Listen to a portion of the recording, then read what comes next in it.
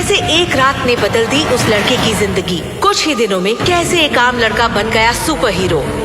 शमशान में क्या हुआ था वो रात उस लड़के के साथ। हॉरर और थ्रिलर से भरी इस कहानी को 20 करोड़ से भी ज्यादा लोगों ने पैसे खर्च करके सुना है, लेकिन कुछ घंटों के लिए ये अवेलेबल है बिल्कुल फ्री। तो चंद मिनटों में सुनिए इस आम लड़के की जीरो से हीरो बनने की कहानी।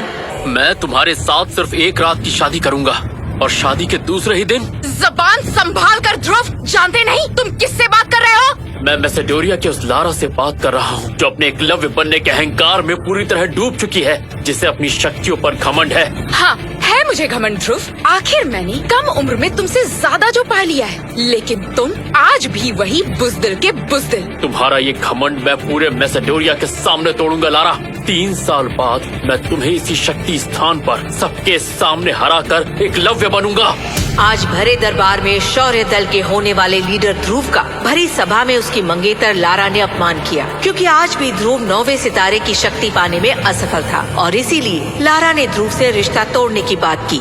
लारा, अगर तुम ऐसा करोगी तो सारे मैसेडोरिया में हमारी इज्जत उछाली जाएगी। राजा अरेंद्र, भूलिए मत, आपके इस कमजोर बेटे ध्रुव में कमजोरी और हार का कारण भी आप खुद हैं, और इसकी माँ के साथ जो हुआ उसके जिम्मेदार भी आप ही हैं। जैसे ही लारा ने ध्रुव की माँ का नाम भरी सभा में उछाला, गुस्से में आए ध्रुव ने अपने हाथों में अग्नि की ज्वाला प्रकट कर लारा पर वार किया। पर लारा ध्रुव से इतनी ताकतवर थी कि उसने बड़ी आसानी से ध्रुव के हमले को असफल कर दिया। बेचारा, इसे अब भी समझ नहीं आया कि ये लारा का मुकाबला नहीं कर सकता। लगता है इसके साथ भी वही होगा जो इसकी माँ के साथ हुआ था।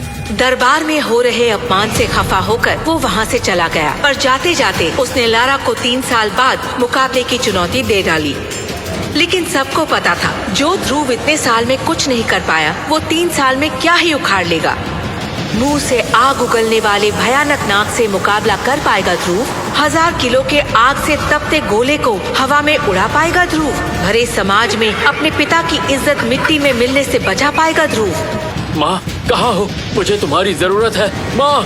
ध्रुव मैसेडोरिया की उस शमशान में खड़ा था जहां उसकी मां को दफनाया गया था। उस शमशान में बिना इजाजत जाना खतरे से खाली नहीं था। मैसेडोरिया के लोगों का कहना था कि वहां काले भूतों का निवास था, पर ध्रुव आज खुद को रोक नहीं पाया। माँ क्यों? माँ, मुझे जन्म देते ही मार क्यों नहीं दिया? अगर मेरी किस्मत में हार ही लिखी है तो जीकर क्या फायदा? मैं मर जाना चाहता हूँ माँ, मर जाना चाहता हूँ। ध्रुव के साथ ही उसके पिता और शौर्य दल का सम्मान जुड़ा था, इसीलिए उसके लिए एकलव्य बनना उसकी जान से भी ज्यादा कीमती था। माँ, कुछ तो बोलो माँ। ध्रुव रोते हुए अपनी माँ को पुकार रहा था और अचानक उसके हाथ की अंगूठी का रंग बदलने लगा। ये ध्रुव की माँ की आखिरी निशानी थी। देखते ही देखते शमशान का माहौल भी बदलने लगा। बिजलियों ने अपना रौद्र रूप धारण कर लिया और अचानक ध्रुव की माँ की कब्र से धुआं निकलने लगा। इतना ही नहीं, आसपास की कब्रों से हंसने की आवाजें आ रही थी। ये सब देखकर ध्रुव की धड़कनें तेज हो गई। उसका ध्यान अपनी अंगूठी पर गया और जैसे ही ध्रुव ने अंगूठी को छुआ, वैसे ही शमशान में बने बरगद के पेड़ पर एक आत्मा हवा में उड़ती हुई दिखी। वो आत्मा एक बूढ़े इंसान की थी। लाल नीली आंखें, लंबे बाल, सफेद कफन जैसे कपड़े। ध्रुव सामने का नजारा देखकर बुरी तरह डर गया। मेरे नजदीक मत आना, मैं तुम्हें मार दूंगा। ध्रुव ने डर के मारे उस आत्मा पर कई तरह के वार किए, मगर उसका हर वार बेकार गया। आखिरकार उस आत्मा ने ध्रुव को हवा में उठा लिया। छोड़ो मुझे, मैं कहता हूँ छोड़ो। ध्रुव चिल्लाता रहा और वो आत्मा हंसती रही। तभी ध्रुव की नजर उस आत्मा के गले में लटके ताबीज पर गई। ये ताबीज तो सबसे शक्तिशाली योद्धा की निशानी है। ये तुम्हारे पास कैसे आया? उस आत्मा ने हंसते हुए ध्रुव से कहा, तुम्हारी माँ की वजह से ही आज ये ताबीज मेरे पास है। क्या तुम मेरी माँ को जानते थे? क्या हुआ था उनके साथ? मुझे बताओ।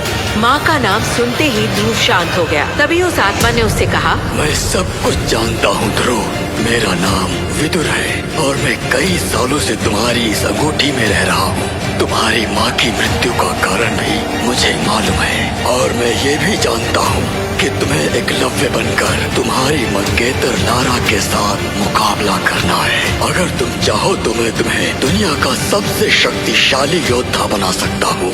पर उसके लिए तुम्हें मेरी 3 शर्तों का पालन करना होगा। ध्रुव ने बिना देर किए विदुर की बात मान ली। मंजूर है। विदुर मन में हंसते हुए ध्रुव के पास गया और उससे बोला, मेरी पहली शर्त है कि तुम किसी भी लड़की के साथ कोई भी संबंध नहीं बनाओगे। मंजूर है। दूसरी शर्त, तुम मुझे करिश्माई शरबत और अमृत धारा की नीलामी में अपने साथ लेकर जाओगे। मंजूर है। ध्रुव ने विदुर की दोनों शर्तें मान ली और अब वो तीसरी शर्त सुनने के लिए बेताब था। बताओ मुझे तीसरी शर्त क्या है? तीसरी शर्त बताने से पहले विदुर ने ध्रुव को उसकी माँ का लिखा आखिरी खत दिया। जैसे ही ध्रुव ने अपनी माँ का लिखा खत पढ़ा, ध्रुव के पैरों तले जमीन खिसक गई। और तभी विदुर ने ध्रुव के सामने तीसरी शर्त रखी। तीसरी शर्त ये है कि तुम्हारी माँ की मृत्यु।